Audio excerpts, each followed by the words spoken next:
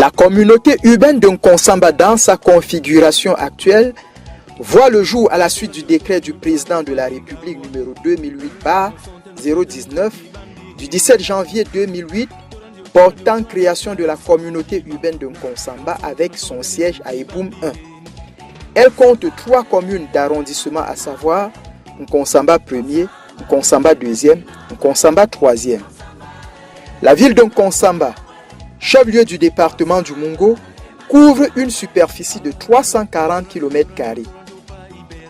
Située à 145 km de la capitale économique Douala et à 370 km de la capitale politique Yaoundé, Nkonsamba est cette ville dans laquelle le pidgin unit encore une certaine génération d'habitants composée de diverses ethnies. Troisième ville du Cameroun dans les décennies 60-70, la ville de Nkonsamba n'est plus que l'ombre d'elle-même aujourd'hui.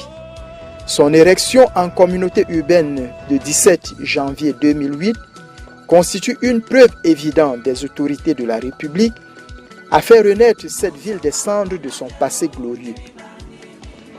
Plusieurs points font le charme et la particularité de Nkonsamba. Sur le plan géographique, la ville de Nkonsamba est encerclée par 2 monts. Le mont Manengouba qui culmine à 2411 mètres d'altitude et le mont Lonako qui se lève sur 1822 mètres. Sur le plan de la population de la ville de Nkonsamba est estimée à environ 300 000 habitants, composée d'un mélange de diverses ethnies camerounaises et des communautés étrangères. À côté des Banéka, population souche, on peut citer les Camerounais venus des 4 coins du Cameroun comme les Bamileke, les Tikars, les Peuls, les Bororo, les Bassa, les Douala, les Beti, les Bayangui, pour ne citer que ces quelques-unes-là.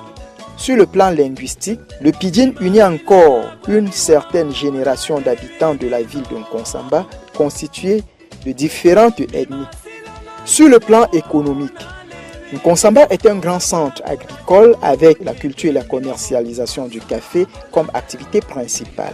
À côté de cette culture de rente, les cultures vivrières telles que les tubercules, le plantain, les fruits et légumes constituent une source de revenus pour les populations. Le décortiquage du café, longtemps resté la principale activité industrielle en Nkonsamba, a pris un sérieux coup du fait de la mévente du café sur le marché mondial. Cette activité saisonnière qui permet aux habitants de générer des revenus sur une moitié de l'année s'accompagne d'une autre activité qui est la culture du maïs, de l'huile de palme et du petit commerce. Sur le plan de l'éducation, la carte scolaire de la ville de Nkonsamba est bien dense avec des établissements de prestige. Nkonsamba possède une centaine d'écoles maternelles et primaires contenant environ 30 000 écoliers et une dizaine d'établissements secondaires dont le nombre d'apprenants est estimé à environ 14 000. Parmi ces établissements, nous citerons les plus prestigieux: le lycée du Manengouba, le lycée bilingue de Nkonsamba, le collège Sainte-Jeanne d'Arc, l'institut polyvalent Mitoukem, le collège Foultan, pour ne citer que ceux-là. En plus des établissements secondaires, Nkonsamba possède une école de formation des enseignants ENIEJ, l'Institut supérieur de management du Manengouba, ISMAM, l'ESSET, l'Institut des beaux-arts de Nkonsamba, IBA, l'École supérieure de formation des infirmiers diplômés d'État et le Centre professionnel de formation au métier de Nkonsamba. Avec toutes ces structures, Nkonsamba prend progressivement les allures d'une ville universitaire. Sur le plan politique, la diversité des opinions en Nkonsamba est une réalité. Divers courants de pensée politique se foisonnent au grand bonheur des entrepreneurs politiques. Remontons dans le cours de l'histoire pour comprendre les antécédents qui ont présidé à l'avènement de la communauté urbaine de Nkonsamba. Le décret numéro 47/2235 du 19 novembre 1947 portant réorganisation du régime municipal au Cameroun permet la création de plusieurs communes mixtes de 1950 à 1954. C'est dans cette foulée que l'arrêté numéro 618 du 31 octobre 1951 crée la commune mixte de Nkonsamba. Il faut cependant relever que l'année 1955 reste une année déterminante dans l'institution communale au Cameroun en général et en Nkonsamba en particulier, en raison de la promulgation de la loi organique française numéro 55/1489 du 8 novembre 1955 relative à la réorganisation municipale en Afrique équatoriale française, au Togo, au Cameroun et à Madagascar. Cette loi reconnaît aux collectivités urbaines le droit de gérer librement leurs intérêts propres sur la base de la loi du 5 avril 1984 relative à l'organisation municipale. La loi numéro 55/1489 du 18 novembre 1955 crée 3 communes de plein exercice, Douala, Yaoundé et Nkonsamba. La même loi permettra l'organisation des premières élections municipales de l'histoire de la ville de Nkonsamba le 26 novembre 1956 et la mise en place d'un conseil municipal au suffrage universel désignant le maire et ses adjoints. Pour mémoire, voici les personnalités qui ont occupé des postes de responsabilité de maire ou de délégué du gouvernement en Nkonsamba.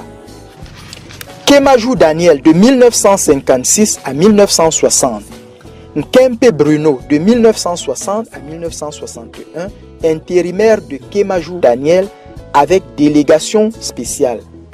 Ngambo Maurice de 1961 à 1967, Mbami Fouchada André de 1967 à 1975, Luc Lowe de 1975 à 1978, Moutit Eugène de 1978 à 1987, Eyoum Essombe Conrad de 1987 à 1996, Ngolo Ngama Emmanuel de 1996 à 2009, Dr Kolo Basile de 2009 à nos jours. Depuis 10 ans à la tête de la communauté urbaine de Nkonsamba, le Dr Kolo Basile peut se réjouir d'avoir mis en place les documents cadres de pilotage pour la mise en place de la décentralisation en Nkonsamba. Ce travail s'est articulé autour des actions séquencées ainsi qu'il suit. De 2009 à 2014, mise en place du plan d'urgence de la ville de Nkonsamba. De 2014 à 2030, mise en place du plan directeur d'urbanisme de la ville de Nkonsamba avec élaboration d'un plan d'occupation du sol intégrant un contrat de la ville. L'éligibilité de la ville de Nkonsamba au PNDP, entendons Programme national de développement participatif, au bénéfice des communes d'arrondissement qui composent la communauté urbaine de Nkonsamba. Ces quelques réalisations ont permis à la communauté urbaine de Nkonsamba de donner un visage reluisant et avenant à l'espace urbain. Aussi, ces initiatives de la communauté urbaine de Nkonsamba ont pu créer des ressources supplémentaires de revenus à travers des concessions avec des partenaires privés dans le cadre des projets générateurs de revenus. Voici quelques explications de Kouns Dikoumé, le sous-directeur des grands travaux à la communauté urbaine de Nkonsamba.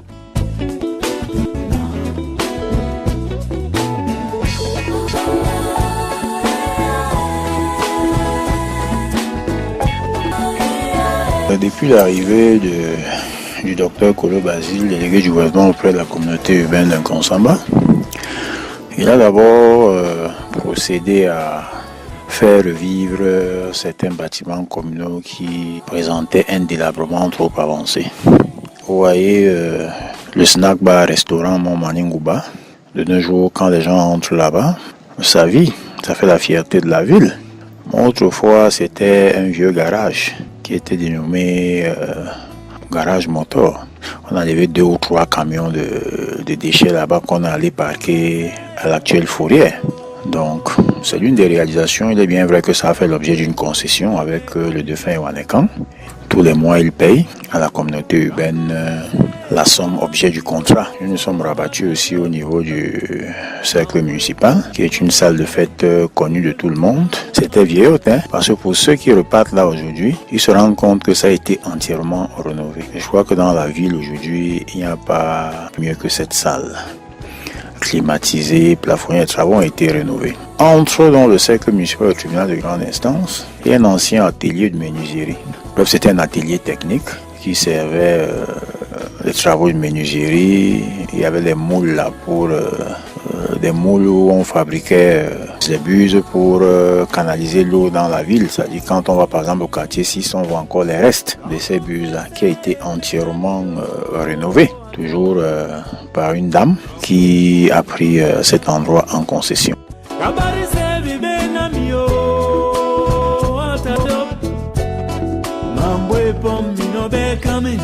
La ville d'Nkonsamba, sous la direction du docteur Kolo Basile, est allègrement inscrite dans le processus irréversible de la décentralisation à travers les outils de pilotage qu'elle s'est dotée et qui sont les documents cadres du processus de la décentralisation.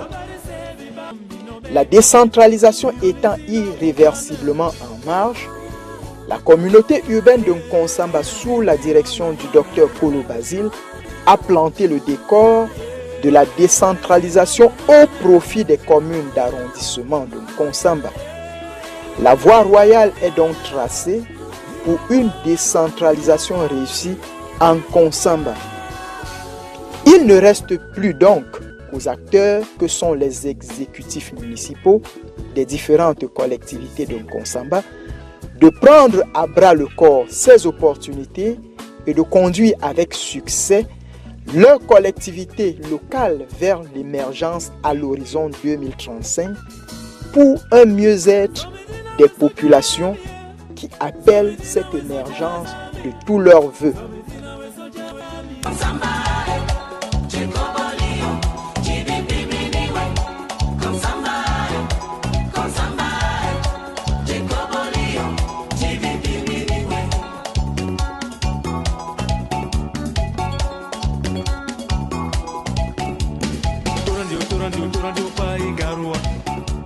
No son te